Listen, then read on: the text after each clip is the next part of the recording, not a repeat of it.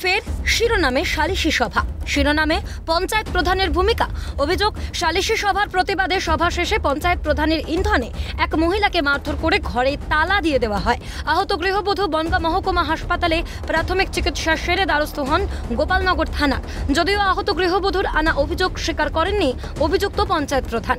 আহত গৃহবধূ মল্লিকা বিশ্বাসের অভিযোগ, তার স্বামীর সঙ্গে অবৈধ সম্পর্ক রয়েছে তার বৌদি ও কাকির, আর তা নিয়েই বসে গ্রাম্য সালিশি সভা। যদিও মল্লিকা দেবীর স্বামীর অনুপস্থিতিতেই এই সভা হয়, সে সময় দিঘারি গ্রাম পঞ্চায়েতের প্রধান সুব্রত বন্দ্যোপাধ্যায় ঠিকভাবে বিচার না করায় প্রতিবাদ করেন গৃহবধূ। তারপরেই অভিযোগ, প্রধানের নির্দেশে শ্বশুরবাড়ির লোকেরা তাকে গালিগালাজ ও মারধর করে। শুধু তাই নয়, তাকে ও তার সন্তানদের বাড়ি থেকে বেরো করে দেওয়া হয় বলে অভিযোগ। পরবর্তীতে তার ভাই তাকে উদ্ধার করে হাসপাতালে ভর্তি করে। এরপরই ওই গৃহবধূ গোপালনগর থানায় অভিযোগ জানান। যেখানে প্রধান উপস্থিত সেখানে আমি নিজেই জানি না, হঠাৎ করে আমার ঘরে তালা এবং আমার প্রধান থাকাকালীন সেখানে দাঁড়িয়ে আছে, সেখানে থেকে আমাকে আমার ছেলেকে ঘাত ধাক্কা দিয়ে বের করে দিচ্ছে। এটা কেমন বিচার? এই বিচারটা আমি চাই। প্রধানের ইন্ধনে আমাকে মারধর করা হচ্ছে, সেখানে আমি কোনো হেল্প পাচ্ছি না। যখন আমি আমার স্বামীর অবৈধ সম্পর্ক আছে যেটা আমি ধরে ফেলেছি, যখন আমি এটা বলতে যাই তখনই সে আমার বিরুদ্ধে লড়েছে। কেন বলবে তুমি এই কথা? তারা যা ইচ্ছা তাই করতে পারে।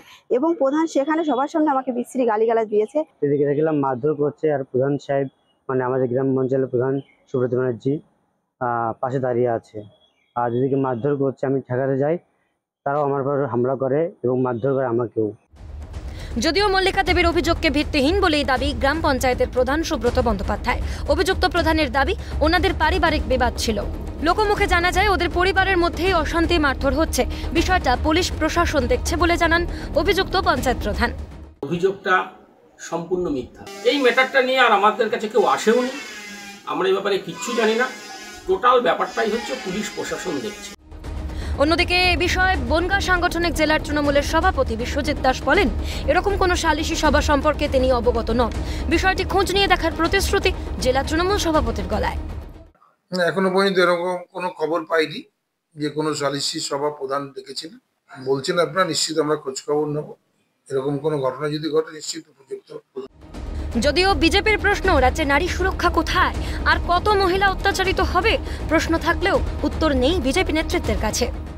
নেই, কারণ একজন প্রধান থেকে একজন মহিলাকে সালিশি সভায় তাকে চোরের মতো পিঠাচ্ছে।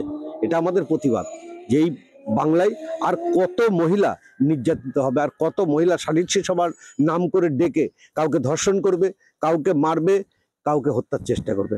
এটা লজ্জা। প্রশ্ন জাগে, এখনো পর্যন্ত এই সালিশি সভার নামে অকথ্য অত্যাচারের ঘটনা ঘটবে কেন? সালিশি সভায় অহেতুক অত্যাচার নিয়ে উত্তর দিনাজপুরের চোপড়া, দক্ষিণ 24 পরগনার ক্যানিং, সোনারপুর থেকে নানা খবর এসেছে অত্যাচারের নানান ধরনের, তাও আবার এই সালিশি সভা নিয়েই।